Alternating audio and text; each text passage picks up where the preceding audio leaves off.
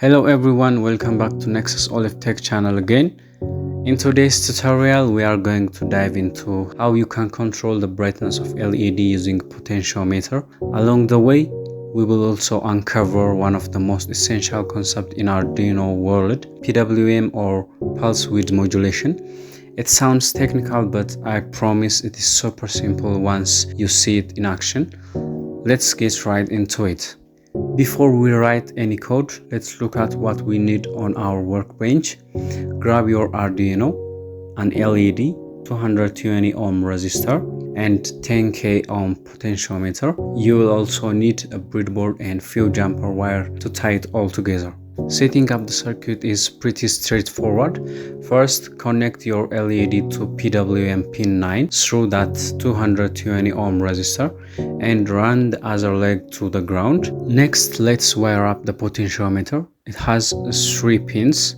Connect one outer pin to 5 volt, the other outer pin to the ground, and that middle pin goes straight to analog pin A0. Just like that, our hardware is ready to go. In order to understand this project, we have to understand first what exactly PWM is. Your Arduino is a digital device, meaning it can normally only output a full 5 volt for high or 0 volt for low. It can't output a half voltage. To get Arduino this, PWM switches the pin on and off incredibly fast. This rapid switching creates what we call the duty cycle, which is just the percentage of the time that signal stays on. A 0% duty cycle means the LED is completely off. A 50% duty cycle gives you a medium brightness, and 100% duty cycle pushes it to maximum brightness.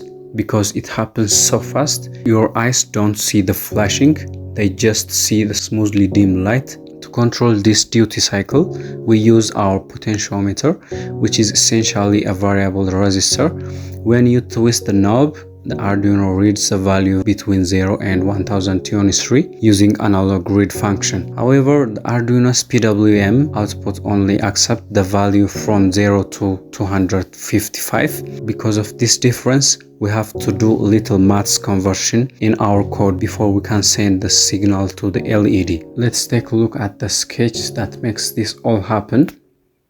At the top, we start by defining our pins, so Arduino knows where the LED and the potentiometers are connected. Inside the setup function, we simply configure our LED pins as an output.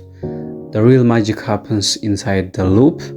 First, analog read checks the position of the potentiometer and hands us a number between 0 and 1023. Right after that, we use handy map function to gracefully scale that number down into 0 to 255 range that our PWM needs. Finally, analog write takes that new value and sends it to pin 9. Sending a 0 means 0% duty cycle. Keep the LED dark. Sending 255 gives us 100% duty cycle for full brightness, and any number in between adjusts the duty cycle dynamically to dim the light perfectly. So let's upload the code and see how it behaves. As I rotate the potentiometer knobs, you can see the LED brightness changing perfectly. When I turn it one away, the duty cycle increases and the LED gets brighter. Turning it back the other way drops the duty cycle, causing the LED to dim.